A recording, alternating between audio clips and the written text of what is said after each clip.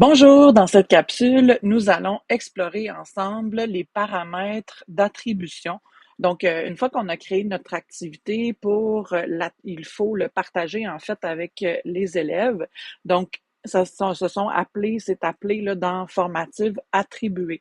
Donc, si on veut afficher les réponses ici, il faut avoir attribué à un groupe ou à des élèves en question. Donc, il y a deux options, attribuer et présenter. Donc, je vais vous présenter la différence entre les deux, mais on va d'abord explorer attribuer. Donc, attribuer, on a tout d'abord ici, on voit que mon cours a été assigné à des étudiants invités. Donc, ici, je fais rouvrir. Donc, il y a un cadenas. Quand il y a l'éclair, ça veut dire qu'il est ouvert. Les élèves y ont accès. Donc, là, je peux le fermer ici.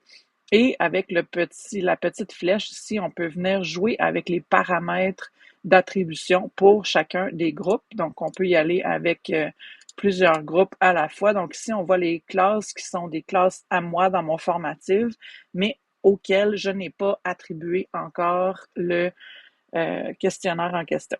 Donc, ici, on va l'explorer en cliquant sur la flèche. On va venir voir donc, est-ce que c'est un devoir, une leçon, une reprise? On peut venir dans la version hors jouer avec la gestion du temps. Donc, c'est-à-dire qu'on peut planifier une heure d'ouverture et une heure de fermeture. Donc, dire, par exemple, je veux que les élèves aient accès entre telle heure et telle heure. Donc, et planifier une date d'échéance. Donc, par exemple, dans le cas d'une activité d'apprentissage asynchrone, donc, ou synchrone, là, peu importe, on veut que les élèves aient jusqu'à telle date pour le remplir et on veut qu'il y ait une limite de temps. Donc, on peut venir choisir là, 60 minutes, 15 minutes, etc. Ensuite, la notation et les commentaires, on l'avait vu déjà dans une autre vidéo, mais ici, on peut dire combien de tentatives l'élève peut faire. Après la soumission, donc une fois que l'élève a fait soumettre, est-ce que il peut encore le voir dans son formatif, donc dans sa plateforme formative, ou il se cache. Donc, ça dépend des contextes, là. Si c'est une évaluation en reconnaissance des compétences, on peut le cacher une fois qu'il l'a fait. Mais c'est une évaluation auquel on souhaite qu'il se réfère, donc qu'il puisse voir la rétroaction de l'enseignant. On va faire rester visible, mais aucune modification autorisée. Et ici, c'est autoriser les modifications, c'est ce qui veut dire qu'il reste visible pour les élèves. Donc, il y a différents contextes là, qu'on peut venir jouer avec ça. Donc, ici, le note de retour, donc, s'il reste visible, est-ce qu'on va afficher la rétroaction, en fait, pas la rétroaction, mais la réponse après la soumission de l'étudiant immédiatement. Donc, l'élève peut avoir l'option vérifier les réponses, ne pas afficher les scores ou lorsque l'enseignant est venu fermer le questionnaire. Donc, ça, c'est d'autres paramètres ici. L'affichage du contenu, donc afficher chaque élément sur une page distincte, donc ce qui rend, sinon c'est comme un papier de toilette là, qui défile avec l'ensemble des questions. Donc, je crois que c'est mieux d'avoir une question par page. Ensuite, on a affiché les questions dans un ordre aléatoire. Donc, ça veut dire que chaque copie de l'élève, les questions ne seront pas dans le même ordre. Ici, on a le mode d'examen sécurisé qui a différents niveaux de sécurité. On va le voir là, dans une autre capsule. Donc, réponse basse sécurité, sécurité moyenne et haute sécurité. Donc, c'est que quand l'élève va faire l'examen, il sera dans un environnement contrôlé, mais j'ai une capsule là seulement sur le du navigateur d'examen sécurisé. Et ici, on peut donner aussi des outils, accès à des outils d'apprentissage, donc le vérificateur d'orthographe du navigateur. On peut leur donner accès ou non. On peut donner accès à une calculatrice également, donc de base scientifique. On peut donner le clavier avec des accents. Donc, par exemple, si les élèves écrivent en espagnol, en français, donc on veut qu'ils aient accès aux accents français. Et on peut définir un mot de passe d'entrée également pour entrer dans le questionnaire. Donc, ensuite, au niveau de la gestion des étudiants, on peut ajouter des étudiants par rapport aux élèves qui sont dans notre groupe, donc synchroniser la liste avec notre Google Classroom. Donc, les élèves, on peut leur fournir un lien avec un mot de passe. Donc, par exemple, des élèves qui seraient là occasionnellement dans notre groupe, là, on pourrait venir les ajouter en leur fournissant ce lien-là et le code.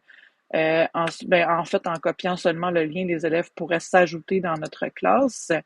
Et ce qui est intéressant dans cette section-là, c'est que pour la différenciation pédagogique, on pourrait restreindre à un étudiant individuel seulement. Donc, ce test-là pourrait être disponible juste pour cet élève-là parce que j'ai fait une version adaptée, donc avec des questions simplifiées. J'enlève des questions pour un élève en particulier.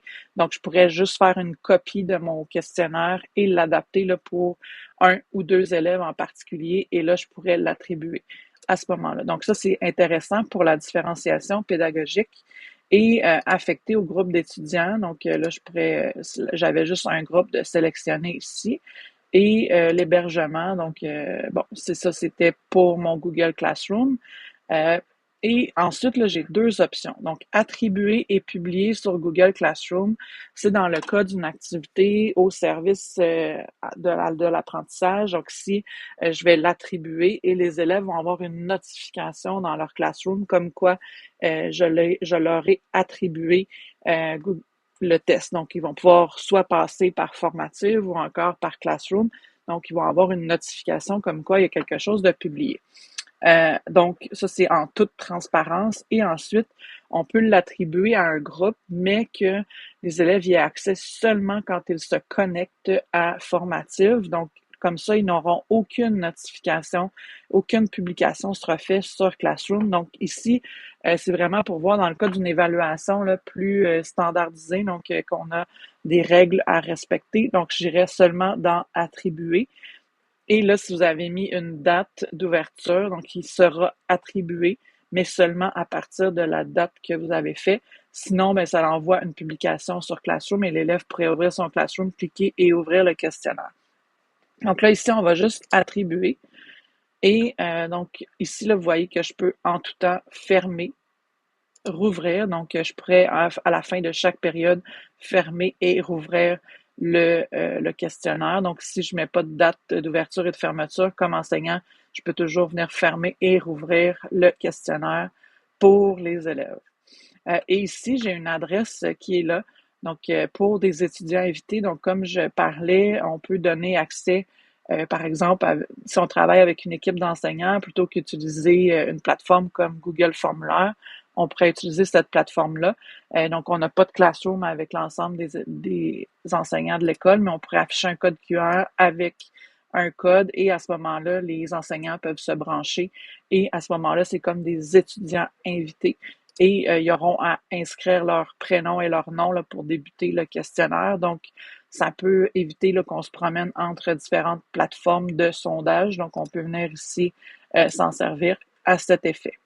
Donc, ça, c'est les paramètres d'attribution. Donc, c'est important de faire le tour de ces paramètres-là et de vraiment venir jusqu'en bas pour voir les options qui sont offertes à nous. Et ici, on peut tout simplement aussi présenter au rythme de l'enseignant. Donc, pour faire dans le cadre d'un cours, on pourrait présenter ce questionnaire-là. Donc, c'est l'enseignant qui change les questions et les élèves. Donc, par exemple, je pourrais le dire que c'est mes élèves ici. Et là, je peux venir choisir des paramètres et l'enseignant lance le questionnaire. Donc, et là, je pourrais dire, je le publie dans le Classroom pour que les élèves y aient accès rapidement, là, sans avoir à copier un lien. Donc, je pourrais dire, j'avais fait des thèmes là, dans mon Classroom, donc portfolio de l'élève, publié dans le sujet. Et là, mon test est lancé, je peux projeter en classe. Donc, vous allez voir, euh, donc, rejoindre la page d'accueil. Ensuite, je fais démarrer 3, 2, 1 et c'est parti. Donc là, je peux passer d'une question à l'autre. Donc là, je peux aller à la prochaine question. Et là, je vais voir. Ensuite, on peut analyser là, les réponses avec les élèves. Donc ici, là, ça peut être vraiment dans le cadre d'un cours. Les élèves, on le fait en même temps qu'eux et on prend le temps là, de regarder les réponses. Et l'enseignant garde quand même accès là, aux réponses de l'activité. Donc ça, c'est intéressant et c'est tout le monde fait la même question en même temps. Donc ça, c'est ici. Et si c'est un peu le style, il est en mode bêta, mais ça prend des questions là, qui s'auto-corrigent, évidemment. C'est un peu sous la forme de les caoutes de ce monde. Donc ici, là, c'est un peu plus ludique. On peut mettre des sons, une limite de temps. Donc ici, là, c'est vraiment de l'entraînement, là, de la révision, et ça a un volet plus ludique pour les élèves. Donc, c'était les façons de partager un questionnaire avec les élèves. Donc, il y a vraiment deux fonctionnalités attribuées et présentées pour un même test, mais la fonction présentée au niveau du jeu, il faut que ce soit beaucoup des questions avec des choix de réponse et qui puissent s'auto-corriger. Donc, voilà, je vous souhaite une belle exploration.